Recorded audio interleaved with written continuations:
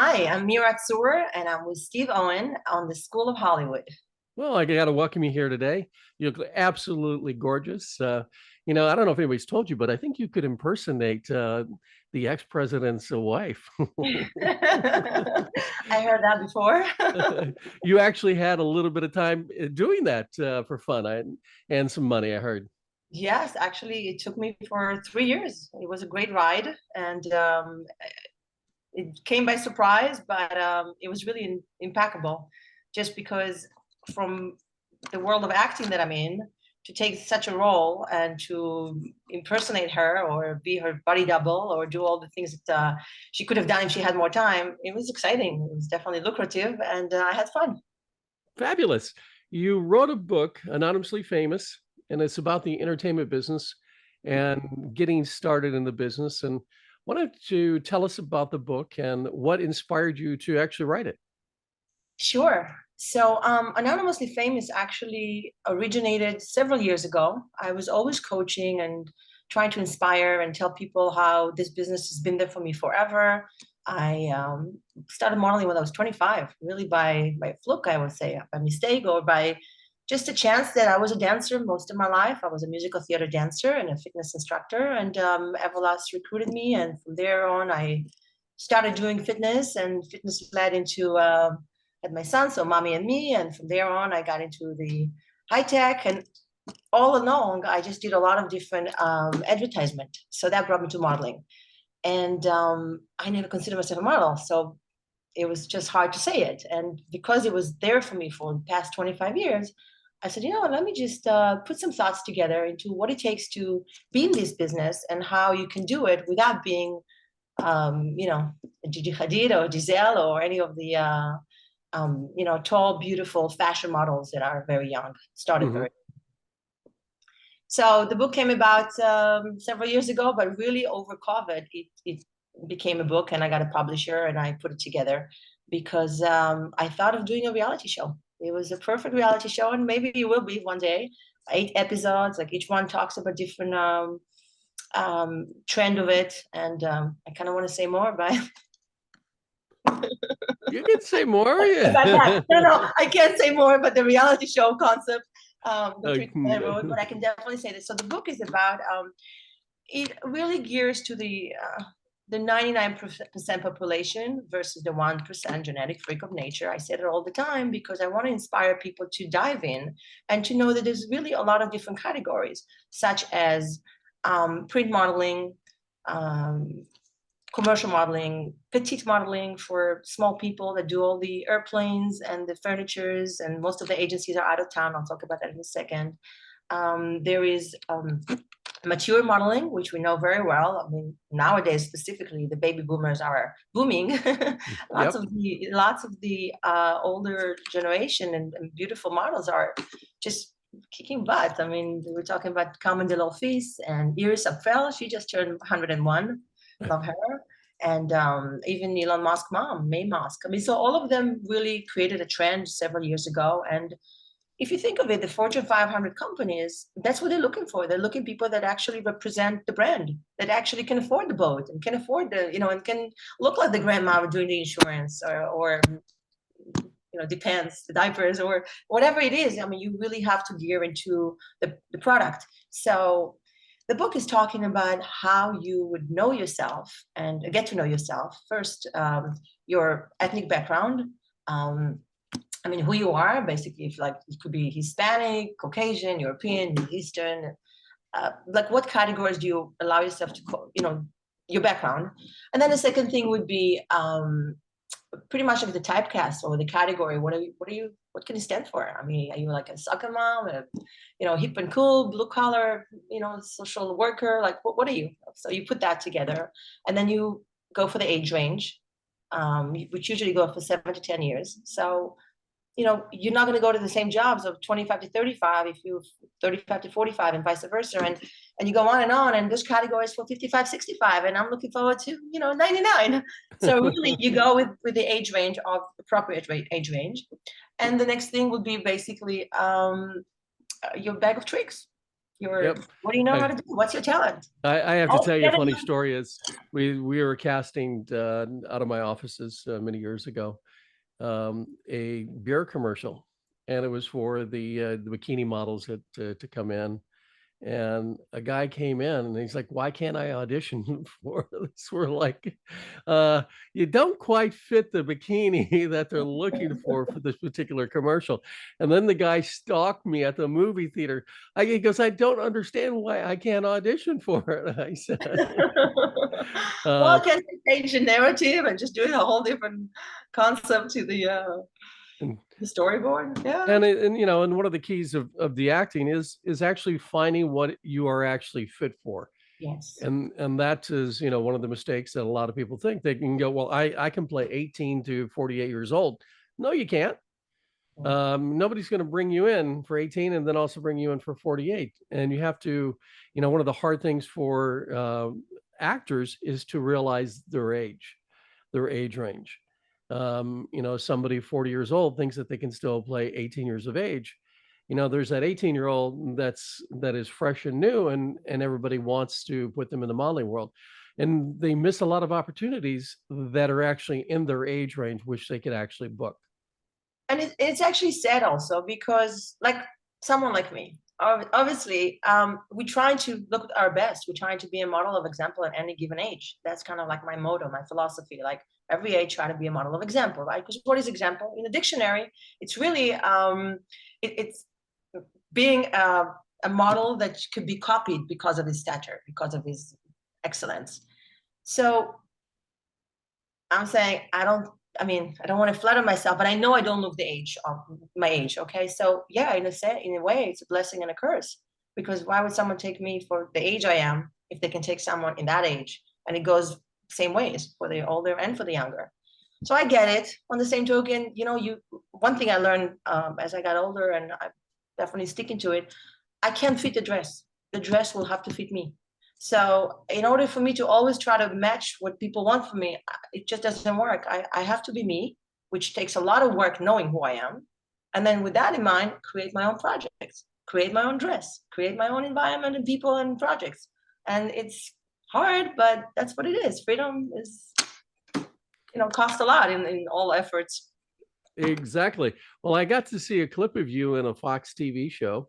Oops, which You're one? playing an FBI agent. Okay, on Fringe, right? Yes. Yeah, it was fun. Mhm. It was with JJ Abrams, and it was fun just because, you know, thinking of it. Oh, I'll let you talk about it. Thinking of it, just that clip with inserting the chip. You know, I thought of it after now with COVID and everything that everyone talks about, political and the chip and, you know, the numbering and all that stuff. It's like so ahead of the time. But anyway, I'll let you talk. Exactly. Unfortunately, a bad ending for you in it, but Yeah. It's okay. It was far more lasted. You know, it was only a week of shooting for that little, yeah. but it was great because time wise I was busy with another project, so it was perfectly. It worked perfectly. Well, on your acting, you've also created your own production company and you've put out some projects. And being a female, what have you found as far as like difficulties or things that have been extremely easy for you in the business wise? Oh, she changes to her Yeah, corporate no, glasses. I just, you know what it is? It's funny. Glasses and shoes, I gotta change every couple hours. I don't know what it is. It doesn't matter what pair of glasses I get. They just get foggy, and the Gemini me just needs something else every couple Well, I'm a Libra. I do the same thing couple too. minutes. Not because we talked about producing, but yes. Well, the production company was founded in 2011 because I just finished another acting school. I've done 3 different acting schools, but the last one kind of made me want to acquire more intellectual property and basically be the star of it, like anybody else, right?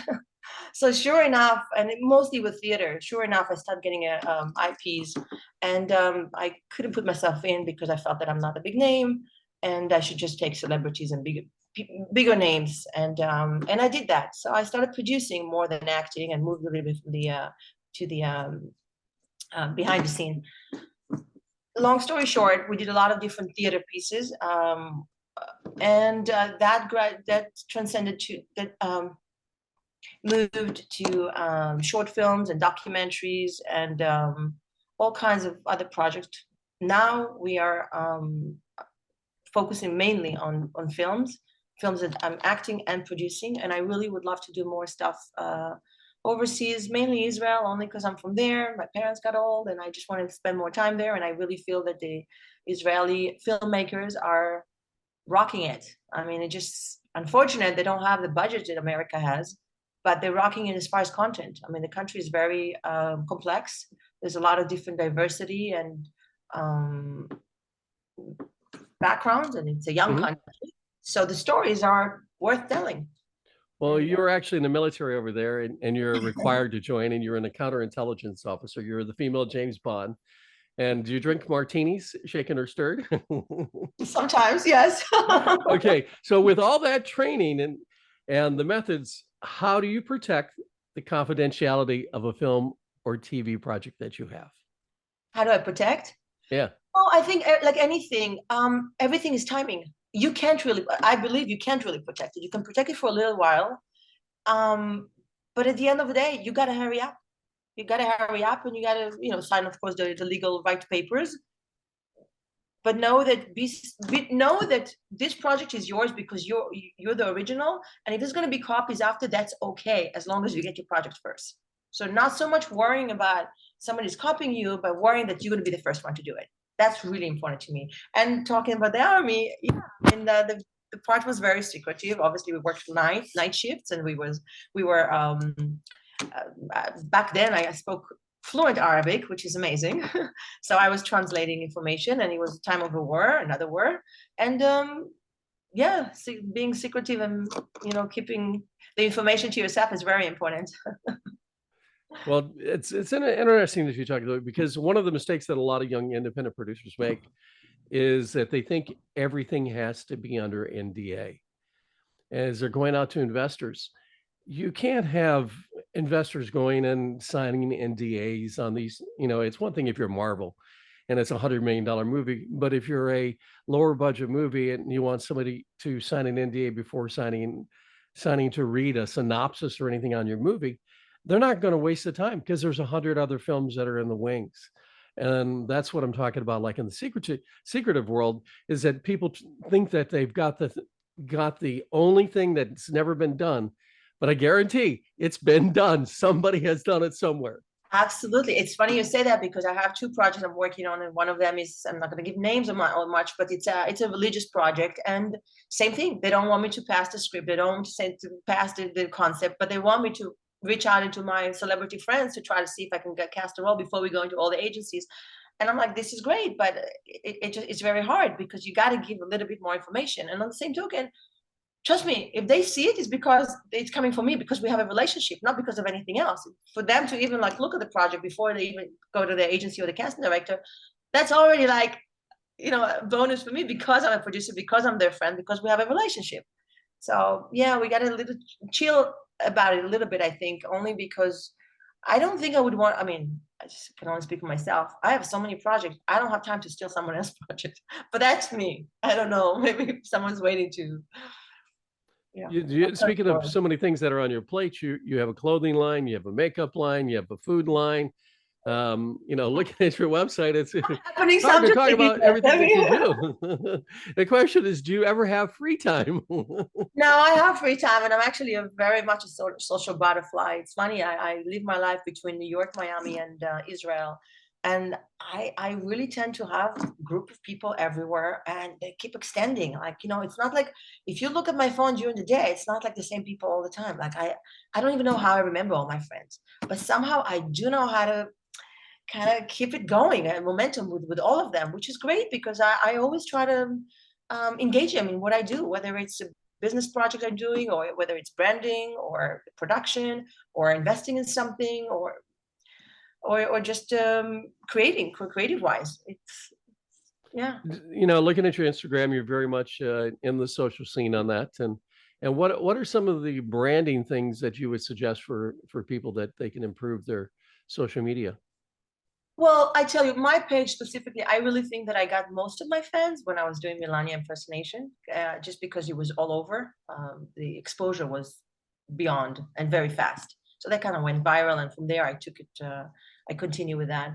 But either way, I think my way of growing my audience is definitely responding, commenting. Oh my God, people putting the likes. I don't care for likes. Who cares how many likes you have? Comment, engage. I do that all the time. Every time I see something, I try to engage. At least 10, 20 times a day, I basically comment on people's pages, and more than 3 words. The other thing is I like to, we have a word in Hebrew, lefargen. Lefargen means to just, good for you. It's kind of like a good for you.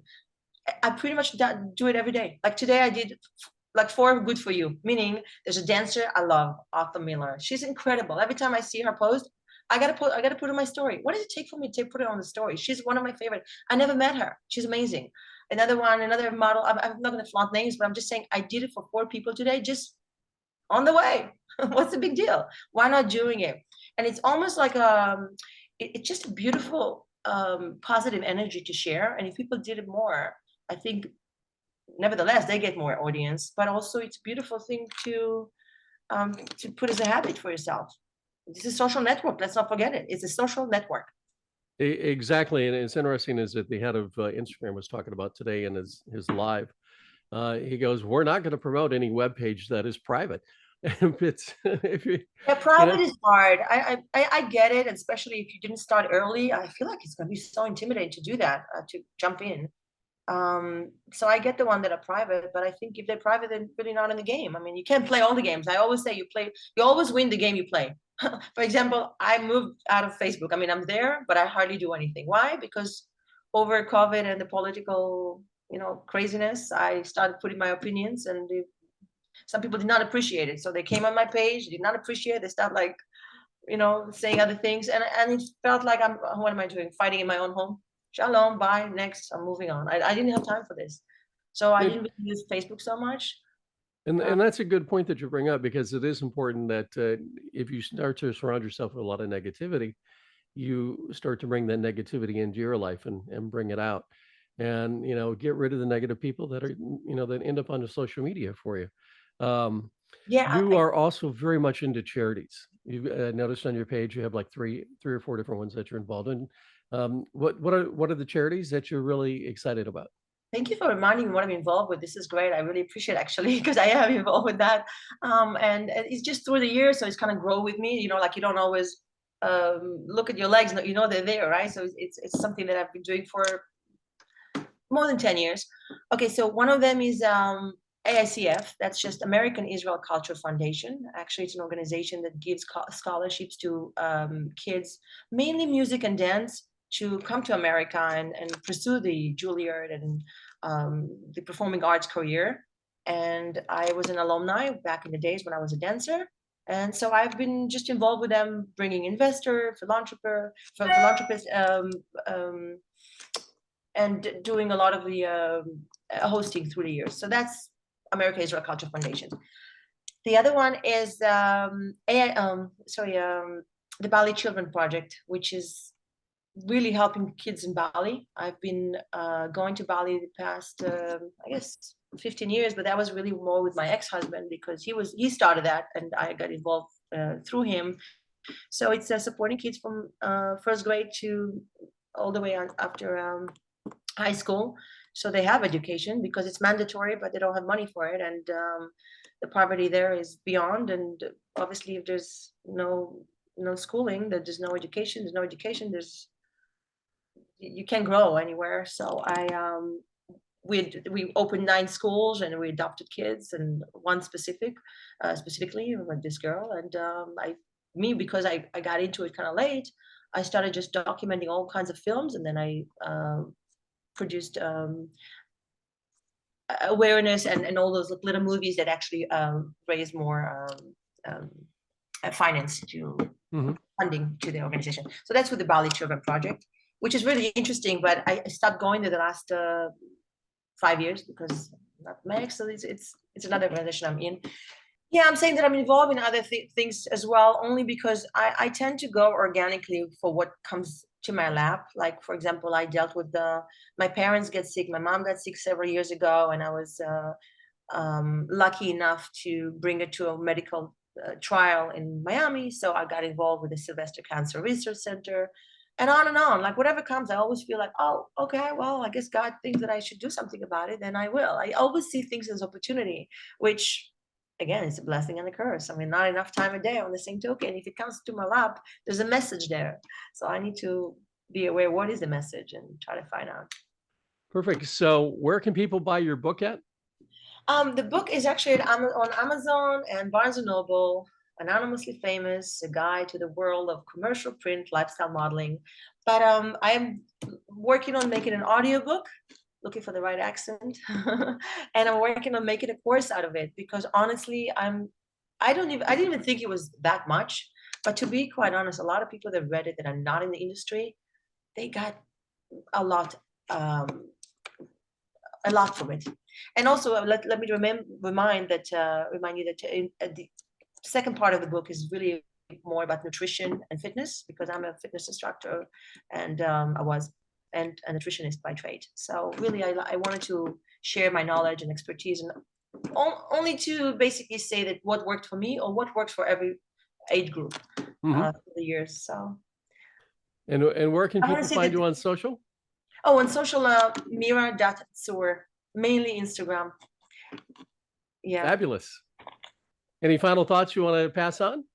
Um, no, I mean, I could go on and on, but this is great. I mean, you really tapped into a lot of things that I've done. I'm sure there's more, but we didn't talk about all the fun past and royalties and background and all that stuff, which is actually nice, because usually people ask me about it. So I'm happy that we're talking more present and future versus so much about the past. So it's a beautiful thing. Fabulous.